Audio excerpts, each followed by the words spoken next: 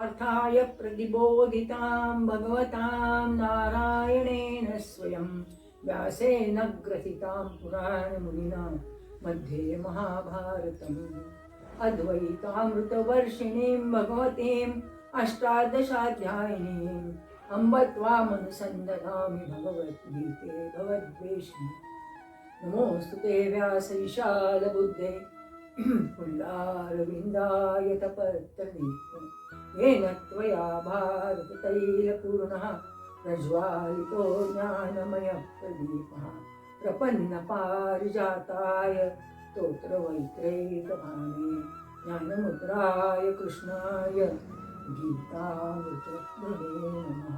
वसुदेवसुतं देवं कंसचाणूरमर्दनं देवकी परमानन्दं कृष्णं वन्दे जगद्गुरुम्। कृष्णाय वासुदेवाय हरये परमात्मने प्रणतक्लेशनाशाय गोविंदाय नमो नमः। भगवान श्रीकृष्णाला वंदन करून आणि गीता ग्रंथाच्या चरणी नतमस्तक होऊन मी आज 9व्या अध्यायाला सुरुवात करत आहे। 9व्या अध्यायाचं नाव आहे राजविद्या राजगुह्य योग। ज्ञानाचा विषय, जगाच्या उत्पत्तीचा विषय, त्याच्यानंतर दैवी स्वभाव असणारे कसे असतात, सकाम उपासना निष्काम उपासनेचं फळ कसं आहे आणि निष्काम भगवत भक्तीचा महिमा काय आहे, एवढं सगळं या अध्यायामध्ये सांगितलेलं दिसतं। संपूर्ण महाभारताच्या मध्यावर गीता आहे आणि गीतेच्या मध्यावर 9वा अध्याय आहे असं म्हटलं जातं।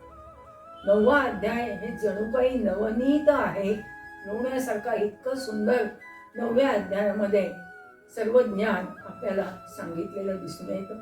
माऊलींनी, ज्ञानेश्वर माऊलींनी 9वा अध्याय म्हणत म्हणतच समाधी घेतलेली होती, म्हणून मध्यावर असणाऱ्या अगदी हार्ट ऑफ डे काय म्हणावं लागेल भगवद्गीता, या दृष्टीने या अध्यायाला खूप महत्व आहे।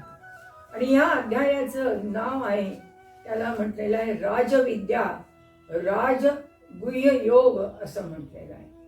विज्ञानाचंही ज्ञान कसं आहे त्या भगवंत सांगतायत, इदं तु ते गुह्यतमं प्रवक्ष्याम अनसूयवे ज्ञानम विज्ञान सहितम यज्ञात्वा मोक्षसे शुभात।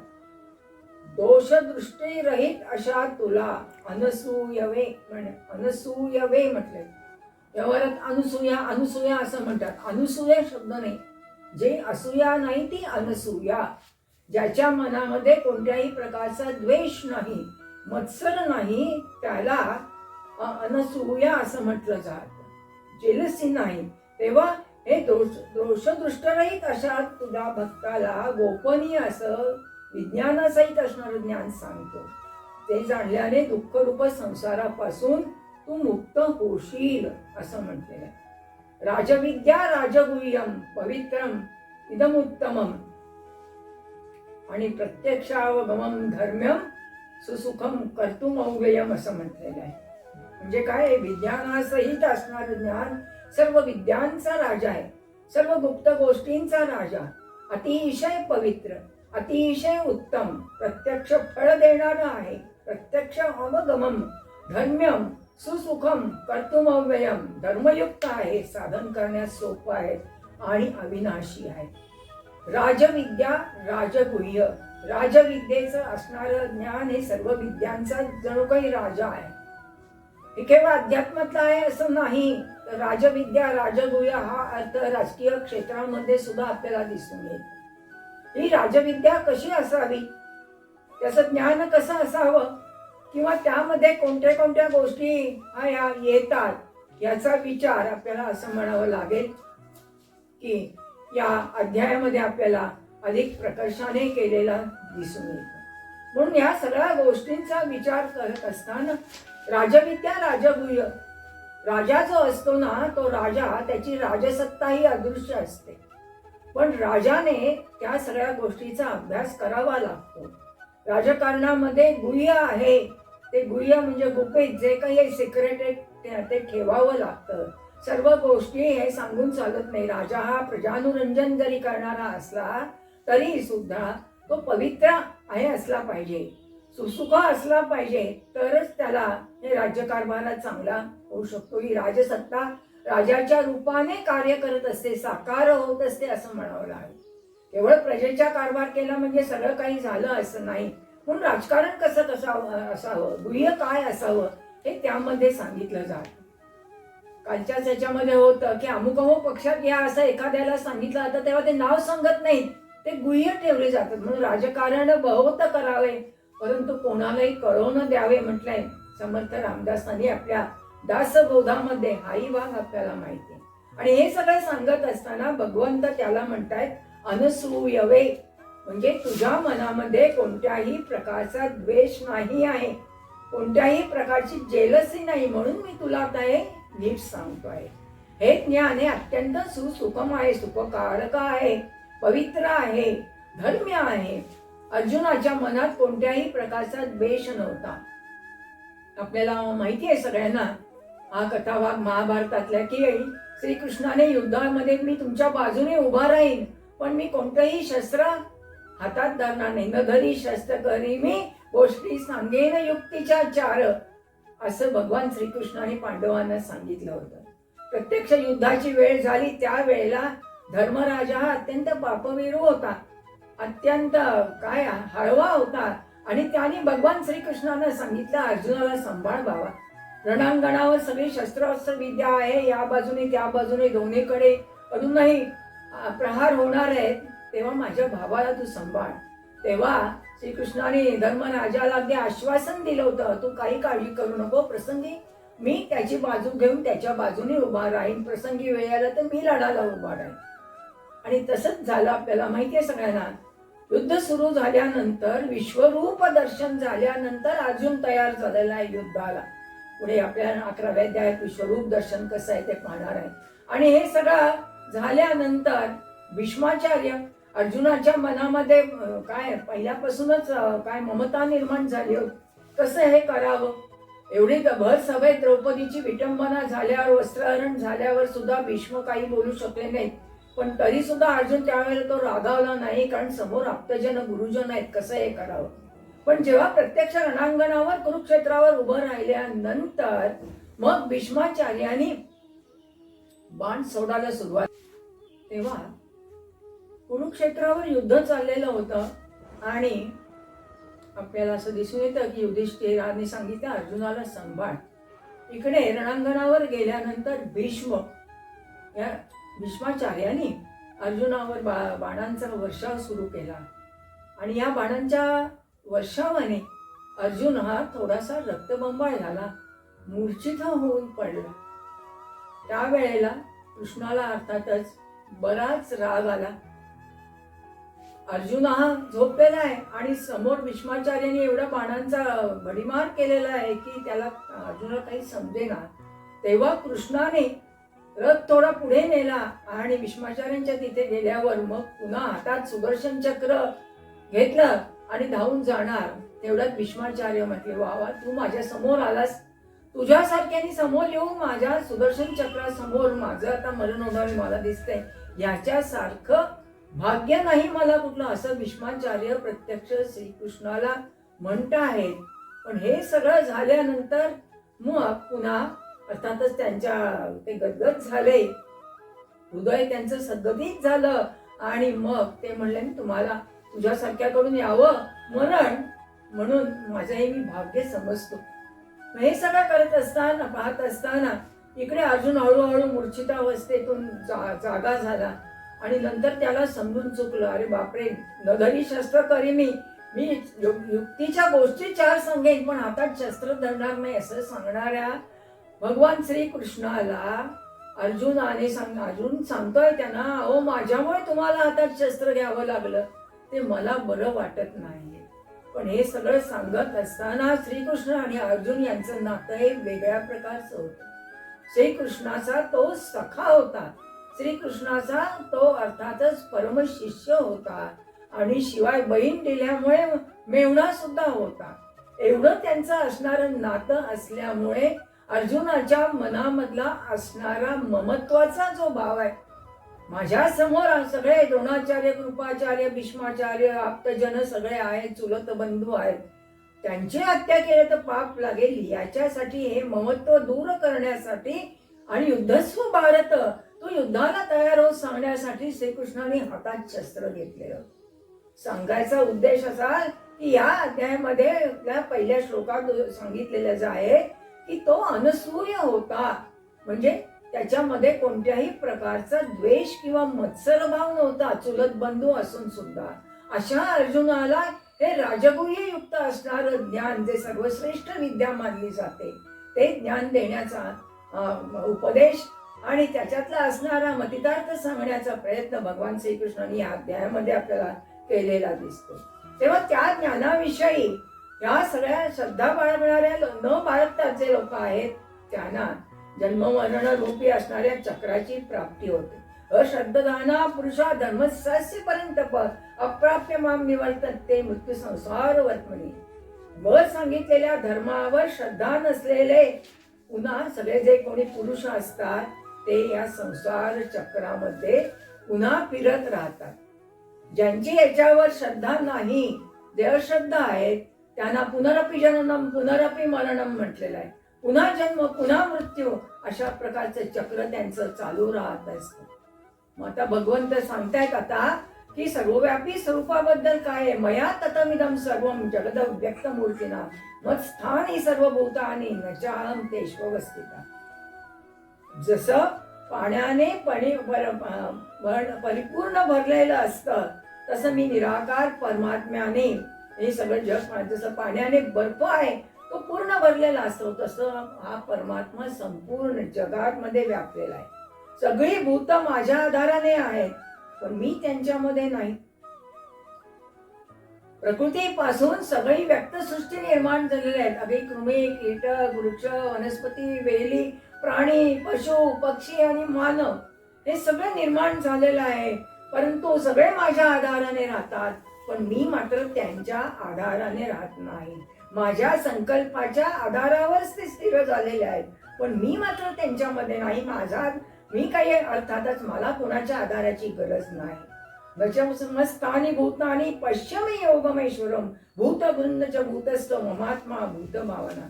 सगळी भूत माझ्या ठिकाणी राहिलेले आहेत, पण माझी ईश्वरी योगशक्ती अशी आहे की भूतांना उत्पन्न करणारा आहे. भूतभाव म्हणजे भूत म्हणजे प्राणी मात्र सगळे, आणि माझा आत्मा त्याच्यामध्ये आपल्याला असं म्हणावं लागेल, मी मात्र त्यांच्या आश्रयाने राहत नाही. माझा आत्मा वास्तविकपणे पाहता भूतांच्या ठिकाणी नाही. मग कसं आहे. यथाकाश स्थितो नित्यम वायू सर्वत्र गौमान तथा सर्वाणी भूतानी मस्तानी त्रिपदानी. जसा आकाशापासून उत्पन्न होणारा वायू आहे तो नेहमी आकाशातच राहतो. माझ्या संकल्पाने उत्पन्न झालेले सगळे लोक हे काय म्हणावं लागेल की माझ्यातच राहतात असे सांग. प्रत्येक प्राणी मात्रात वायू आहे, हवा आहे. वायू नसेल तर प्राणी मात्र कुणीही जिवंत राहू शकणार नाही.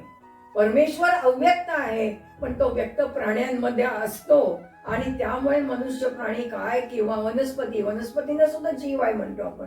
पाणी कमी पडलं तर झाडं सुद्धा मरून जातात. पशुपक्ष्यांमध्ये सुद्धा जीव आहे असं आपल्याला म्हणावं लागेल. वायू सगळीकडे आहे, तसाच मीही सगळीकडे माझ्यामध्ये स्थित आहे. माझ्या त्या प्रकृतीपासून निर्माण झालेल्या आहेत असं म्हणावं लागेल. हेच सूत्र आपल्याला असं म्हणावं लागेल राजसत्तेलाही लागू पडतं. राजसत्ता दिसते का आपल्याला. आपण म्हणतो राजसत्ता कोणाची आहे, ती हुकुमशाही राजसत्ता असेल, लोकशाहीची असेल, साम्यवादी राजसत्ता असेल, ती दिसत नाही. पण राजा असो, सम्राट असो, राष्ट्राध्यक्ष असो, पंतप्रधान असो, त्यांच्या आज्ञेने सगळं काही चालतं. त्यांना अधिकारानं ते सांगतात असं आपल्याला, अधिकारी वागतात असं आपल्याला म्हणावं लागेल. तेव्हा राजसत्ता कशी आहे. राजसत्ता दिसत नाही, पण ती राजाच्या, सम्राटाच्या, राष्ट्राध्यक्षांच्या रूपाने साकार रूप धारण करत असते. आणि ती जर चांगली असेल तर असं छोटस असणारं एखादं राष्ट्र किंवा छोटस राज्य सुद्धा अत्यंत प्रबल आणि प्रभावशाली होऊ शकतं. म्हणजे तत्वज्ञान सांगितलं आहे ते केवळ राजविद्या अध्यात्म ज्ञानासाठी नाही, इतर शास्त्रांना सुद्धा हा भाग लागू पडतो. म्हणून तत्वज्ञानाचा संबंध हा समाजशास्त्राशी आहे, राज्यशास्त्राशी आहे, अशा अनेक शास्त्रांच्या मध्ये अर्थकारणाशी आहे. असेल तरच विचार चांगले असतील तरच चांगलं राज्य होऊ शकेल. एवढंसं मोठं लहानसं असणारं राष्ट्र इस्रायल राष्ट्र छळाकडून बळाकडे असं त्याच्यावर पुस्तक आहे आणि ते बलशाली झालं. आता युद्ध सुरू झालेलं आहे, युद्ध चालू आहे ती गोष्ट वेगळी, पण त्यांनी सुद्धा त्या राष्ट्राने आपला विकास करून घेतला कारण राजसत्ता चांगली होती. हुकुमशाही राजवट असेल तर लोक त्याला कधी खाली होते सांगता येते. साम्यवादी राष्ट्रामध्ये सुद्धा लेनिनचे पुतळे हटवले गेले, हा भाग आपल्याला माहिती आहे. म्हणून राजसत्ता कशी, राजसत्ता दिसत नाही पण अधिकाऱ्यांच्या रूपाने, अर्थात जो प्रमुख असतो तो कार्य करून घेत असतो असं आपल्याला म्हणावं लागेल. पुढे म्हणतात भगवंत सर्व उत्पत्ती आहे प्राणीमात्रांची आणि लय कसा होतो. सर्व भूतानी कौंतेय प्रकृती यांती मामिकाम कल्पक्षये पुनस्थानी कल्पादौ विसृजाम्यहम म्हटलेलं आहे. हे अर्जुना, कल्पाच्या शेवटी सगळी जी प्राणीमात्र आहेत, जी सृष्टी आहे ती माझ्या प्रकृतीत विलीन होते आणि कल्पाच्या आरंभी मी पुन्हा उत्पन्न करतो असं म्हणावं लागेल. म्हणजे काय म्हणावं लागेल, कल्प आहे. कल्प याचा अर्थ काळ असाही घेतला जातो, कल्प म्हणजे पवित्र असा सुद्धा व्यवस्थितपणा योजना असाही घेतला जातो. कृत काय त्रेता द्वापार आणि कलियुग या चार युगांचं मिळून असणारं एक.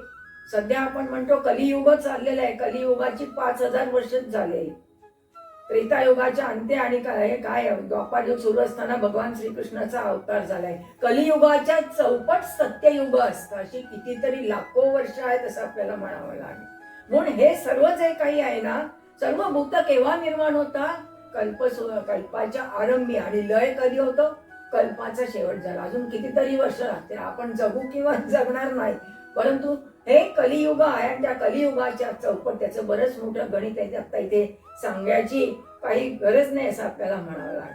म्हणून प्रकृती आणि सर्व भूतांची वारंवार उत्पत्ती होत असते. प्रकृतीनुसार अवश्य विसृजामी पुन्हा पुन्हा भूतग्राममिमं कृष्णमवशं प्रकृतेर्वशात्. म्हणजे काय, आपल्या मायेचा अंगीकार करून प्रकृतीच्या ताब्यात असणार सगळं काही जे पराधीन झालेल्या भूत समुदायाला मी त्यांच्या कर्मानुसार उत्पन्न करत असतो. आणि हे सगळं करत असताना आसक्ती नसलेल्या आणि उदासीनाप्रमाणे असलेल्या मला ती कर्म बंधनकारक होत नाही असं म्हणावं लागेल. प्रकृतीपासून पुन्हा हे सगळं काही निर्माण होत असतं हेही आपल्याला माहिती. आणि हे सगळं होत असताना तो अर्थातच आपल्याला म्हणावं लागेल की जो आहे मी मात्र उदासीन असतो. किंवा माणसं सुद्धा कामं करताना उदासीन असतात. कसं, शिवाजी महाराजांचं उदाहरण घेण्यासारखं होतं. शिवाजी महाराज आग्र्याहून निघाले, पुढे आग्र्याहून सुटका, हा सगळा कथाभाग आपल्याला माहिती आहे. पण आग्र्याला जात असताना त्यांनी सगळी व्यवस्था केलेली होती. किल्ल्याचा प्रमुख किल्लेदार, त्या किल्लेदाराला सांगितलेलं होतं की कोणाला किल्ल्याच्या आत घ्यायचा आहे, कोणाला नाही, याचे नियम घालून दिलेले होते. किल्ल्याचा दरवाजा केव्हा उघडायचा केव्हा नाही हेही सांगितलं होतं, कोणालाही उघडायचं नाही अनोळखी माणसाला. म्हणून एका रात्री शिवाजी महाराज एका किल्ल्यावर गेले आणि किल्ल्याचा दरवाजा ठोकला आणि मी शिवाजी भोसले आलो आहे म्हणून सांगितलं. आतून किल्लेदार ओरडला, सांगितलं त्याने, ओरडला म्हणजे की मला अशी आज्ञा आहे महाराजांची की कोणत्याही प्रकारचा दरवाजा कोणालाही उघडायचा नाही. पुन्हा दुसऱ्यांदा ते म्हणले मी शिवाजी भोसले आलेला आहे. पुन्हा दुसऱ्यांदा पाहून सुद्धा त्याने दरवाजा उघडला नाही. मला महाराजांची आज्ञा आहे की केव्हा दरवाजा उघडायचा, कोणाला उघडायचा, दरवाजे बंद आहेत, मी आता काही उघडू शकणार नाही. इतकं श्रद्धेने आणि निष्ठेने त्याने पाहिलेलं होतं. त्याला महाराज परत गेले आणि दुसऱ्या दिवशी त्या किल्लेदाराला त्यांनी बोलवून घेतलं. तेव्हा त्या किल्लेदाराला मनामध्ये जरा काय चलबिचल झालं होतं, आता काय म्हणतात शिवाजी महाराज, परंतु अनुभव वेगळाच आला. उलट शिवाजी महाराजांनी त्याची पाठ तोपटली आणि त्याला बक्षीस दिलं. कारण का, हे सगळं सांगत असताना हे जी विद्या मी तुला सांगितले, ज्ञान दिलं होतं, तेव्हा तू निष्ठेने आणि श्रद्धेने त्याचं पालन केलंस, त्याबद्दल तुला हे बक्षीस देणार. असे सगळे मावळे, असे सगळे किल्लेदार, असे पहारेकरी, असे निष्ठेने काम करणारे लोक भेटलेले होते आणि ते भेटलेले असल्यामुळे त्यांनी चांगलं कार्य करू शकलं. राजकारणामध्ये सुद्धा आपल्याला सगळ्यांना माहिती आहे, असं नियम पाळावे लागतात. आपल्याला सगळ्यांना माहिती आहे रँड साहेबांचा खून हा अर्थातच चाफेकर बंधूंनी केलं होतं. आणि त्या गणेश किंडीच्या तिथे त्यांनी असं गुप्त हे केलं होतं की गाडी आल्यानंतर रँड साहेबांची गोंद्या आला रे आला असं म्हणायचं, आणि मग काय जे पिस्तुलातून त्याच्यातून सोडायचंय ते आपल्याला गंज म्हणणं ते गवळी झाडायची आहे ती झाडायची असं ठरलेलं होतं. असं गुह्य ज्ञान आहे. म्हणजे केवळ अध्यात्मातच ज्ञान गुह्य असं नाही, परंतु त्या बाबतीत माणसाने निष्ठेने काम करावं लागतं, उदासीन असावं लागतं. उदासीन असं तमतेषु कर्मसु म्हटलेलं आहे. आसीनम म्हणजे स्थित असणाऱ्या, अशी कर्म करणाऱ्यांना मी बंधनात पाडत नाही. या सगळ्या गोष्टींचा आपल्याला असं काय माहिती आहे, रेल्वेचे ऍक्सिडेंट होतात पण त्याला काही रेल्वे इंजिनच जबाबदार असतं असं नाही. काही वेळेला त्याच्या फिश प्लेट्स काढलेल्याही असतात, इंजिनाचा काहीच त्याच्यामध्ये दोष नसतो. तसं मनुष्याने कर्म करत असताना आपलं काय कर्तव्य कर्म आहे ते पाळावं. आणि म्हणून भगवंताच्या सानिध्याने प्रकृतीकडून चराचर सृष्टी निर्माण होते. मह्याध्यक्षेण प्रकृती सुरेते चराचरम हेतुनानेन कौंतेय जगद्विद परिवर्तते म्हटलंय. माझ्या अधिष्ठानामुळे प्रकृती चराचरासह चर अचर हे सगळी सृष्टी सगळे जग निर्माण करते. याच कारणाने संसार चक्र, पुन्हा जनन, पुन्हा मरण, पुन्हा जन्म मृत्यूचं रहाट गाडगं हे फिरत राहतं. पुढल्या अध्यायात सांगितलंय, पुढल्या 4-5 श्लोकामध्ये परमेश्वराचा प्रभाव कसा आहे. अवंचानंती मामुना मानुषीम तनुमाश्रितम परम भाव मजानंतो मम भूत महेश्वरम म्हटलंय. माझ्या परमभावाला न जाणणारे मूर्ख लोक मनुष्य शरीर रूप धारण करणाऱ्या मला ईश्वराला तुच्छ समजतात. अवजानंती म्हणजे तुच्छ समजतात. मनुष्य रूपात वावरतो मी, परंतु मला मात्र ते तुच्छ समजतात. परम भाव मजानंतो मम भूत महेश्वरम. आणि योग भावनेने जगाच्या उद्धारासाठी मनुष्य रूपात वावरणाऱ्या मला परमेश्वराला अगदी सामान्य समजतात. सामान्य किंवा श्रेष्ठ व्यक्ती असं नाही. आणि अशा या राक्षसी लोकांची, असुरी प्रवृत्तीच्या लोकांची लक्षणं कशी असतात. मोघाशा मोघ कर्माण मोघ ज्ञाना विचेतसा राक्षसीम आसुरीम चैव प्रकृती मोहिनीम श्रेता म्हटलेलं आहे. विचेतस, चेतस म्हणजे मन. त्यांचं मन असं चंचल झालेलं असतं. व्यर्थ आशा करणारे असतात, व्यर्थ कर्म करणारे असतात. व्यर्थ मोघ ज्ञान म्हणजे मोघ याचा अर्थ व्यर्थ, युजलेस, त्याला उपयोग नाही त्याचा, असं व्यर्थ ज्ञान असणारे असतात. राक्षसी प्रकृतीचे लोक हे मोहात पाडणाऱ्या प्रकृतीचा आश्रय घेऊन राहतात. अनेक प्रकारचे आहेत लोक, राक्षसी आहेत, असुरी आहेत आणि त्याचप्रमाणे सज्जन सुद्धा आहेत असं म्हणावं लागेल. म्हणून भगवंताचा प्रभाव काय आहे ते तो जाणत नाही. मग प्रभाव जाणणारे लोक कसे असतात. पुढल्या याच्यात सांगितलेलं आहे, महात्मानस्तु माम पार्थ दैवीम प्रकृतीमाश्रितात भजन्त्य अन्य मनसो ज्ञात्वा भूतादी मव्ययम म्हटलेलं आहे. म्हणजे हे पार्था, हे कुंती पुत्रा, भगवंत सांगतायत दैवी प्रकृतीचा आश्रय घेतलेले जे लोक, जे महात्मे असतात ते मला भूतांचं सनातन कारण अविनाशी अक्षर समजतात. अनन्य मनसा म्हणलंय, अनन्य मनाने युक्त होऊन मला निरंतर भजतात, मला मानतात किंवा माझ्याशी अनन्य चित्त होतात. न अन्य अनन्य असं म्हटलं, म्हणजे त्यांचं चित्त इकडे तिकडे जात नाही, माझं स्वरूप जाणण्याचा प्रयत्न करतात. असे हे महात्मे आहेत. ते काय करतात, सततम कीर्तयन्तो माम यतंतश्च दृढव्रता, म्हणजे नेहमी माझ्या नामाचं गुणांचं कीर्तन करतात. यतंतश्च दृढव्रता म्हटलेलं आहे, दृढ निश्चय असणारे. नमस्यंतश्च माम भक्त्या म्हटलेलं आहे. आणि मला वारंवार प्रणाम करतात, नेहमी माझ्या ध्यानात मग्न होतात आणि नित्ययुक्त आणि नेहमी माझी नित्ययुक्त होऊन उपासना करतात. नाचू कीर्तनाचे रंगी ज्ञानदीप लावू जगी म्हटल्या नामदेवान. नलगे मुक्ती आणि संत संगत देई सदा म्हटले तुकाराम महाराज म्हणतात. सुखे घालावे आम्हासी म्हटलंय, गर्भवासी म्हटलेलं आहे. बाकी आम्हाला कोणती असे जे एकांतात झालेले असतात, एकाग्र चित्ताने अनन्यनिष्ठ होऊन ते महात्मे आहेत, ते माझं स्वरूप जाणण्याचा प्रयत्न करत असतात असं भगवंत इथे सांगतात. दृढनिश्चय असतो, चित्त इकडे तिकडे जात नाही. आज हा देव, उद्या तो देव, परवा तो देव असं नाही. असे अनन्य चित्त असणारी माणसं ही अर्थातच श्रेष्ठ असतात माझं भजन करतात. म्हणून भक्तीशिवाय ज्ञान हे काय लंगडा आहे म्हणावं लागेल.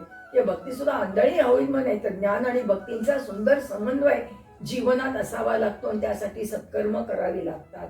ज्ञान यज्ञेन चाप्यन्ते यजंतो माम उपासते एकत्वेन पृथक्त्वेन बहुधा विश्वतो मुखम. दुसरे काही ज्ञानयोगी आहेत ते काय करतात? निर्गुण निराकार असणाऱ्या अशा माझ्या स्वरूपाच्या ज्ञानयज्ञाने अभेद भावाने पूजा करतात.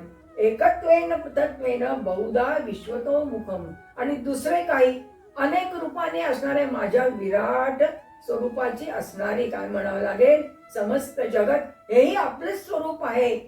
विराट स्वरूप परमेश्वराची पृथक रूपाने उपासना करतात. प्रत्येकाचा मार्ग जसं रामकृष्ण परमहंस मार्ग वेगवेगळे आहेत पण ध्येय एकच आहे, साध्य एकच आहे. म्हणून विश्वरूप दर्शन झाल्यावर मग अर्जुन युद्ध सन्मुख झाला, युद्धाला तयार झाला, अनन्य चित्त झाला. अशा रुजुभाव असणाऱ्या अशा सरळ मनाच्या ज्याच्या मनात कोणत्याही प्रकारचे असूया नाही, अनसूया आहे, अशा पवित्र धर्ममय धर्म्यम सुसुखम पंचाग्नी साधनासारखं पंचाग्नी साधन केलं होतं फार. चारी बाजूला यज्ञकुंड आणि सूर्याचा असणारी उष्णता अशी तपश्चर्या केलेली होती पार्वतीने सुद्धा. असं पंचाग्नी साधनासारखा असा अवघड मार्ग नाही. गीता ही केवळ विशिष्ट वर्गासाठी सांगितलेली नाही. मला काही लोकांनी प्रश्न विचारला अनेक ठिकाणी व्याख्यानाला गेल्यानंतर, गीता ही विशिष्ट वर्गासाठी आहे. नाही, गीता इज फॉर ऑल म्हटलं. गीता ही सर्वांसाठी, कोणत्याही धर्माचा जातीचा श्रेयो वैश्या तथा शूद्रा ते पियांती परांगती, सगळ्यांना परमगती प्राप्त होते. विशिष्ट धर्मासाठी नाही, विशिष्ट जातीसाठी नाही, विशिष्ट वंशासाठी नाही, केवळ पुरुषांसाठी केवळ स्त्रियांसाठी नाही, सगळ्या चातुर्वर्ण्यातल्या 4 आश्रमातल्या सगळ्या लोकांसाठी ही गीता सांगितलेली आहे. म्हणून प्रत्येकाचा मार्ग कोणी भक्तीने जाणेल ईश्वराचं स्वरूप, कोणी ज्ञानमार्गाने जाणेल, कोणी आणखीन इतर मार्गाने कर्म मार्गाने ईश्वराची पूजा करेल. प्रत्येकाचा मार्ग अर्थातच वेगळा आहे. म्हणून पुढे सांगत असताना भगवंत म्हणतात, मी कशा मध्ये अहम क्रतुरहम यज्ञ म्हटलेला आहे. क्रतु मी आहे आणि म्हणजे यज्ञ मी आहे, स्मार्त यज्ञ आहे, पितृयज्ञ आहे, वनस्पती अन्न औषध मी आहे, मंत्र मी आहे. मंत्रोहम एवम अजम अग्निरहम हुतम म्हटलेला आहे. आज्यम म्हणजे आज्यमचा अर्थ आहे घृतम म्हणजे तूप मी आहे आणि अग्नी मी आहे. हवन रूप क्रिया सुद्धा मी आहे आणि हवनाची क्रिया सुद्धा मीच आहे. मी सगळ्यांचा पिता माता सगळ्यांचा आहे, दाता आहे, पितामह आहे, ओंकार मी आहे, ऋक् साम यजुर्वेद मी आहे. हे कसं आहे ते आपण पुढल्या दुसऱ्या भागामध्ये पाहू. यत्र योगेश्वर कृष्ण यत्र पार्थो धनुर्धरा तत्र श्री विजयभूती ध्रुवा नीतिर्मतिर्मम. हरे नमः हरे नमः हरे नमः.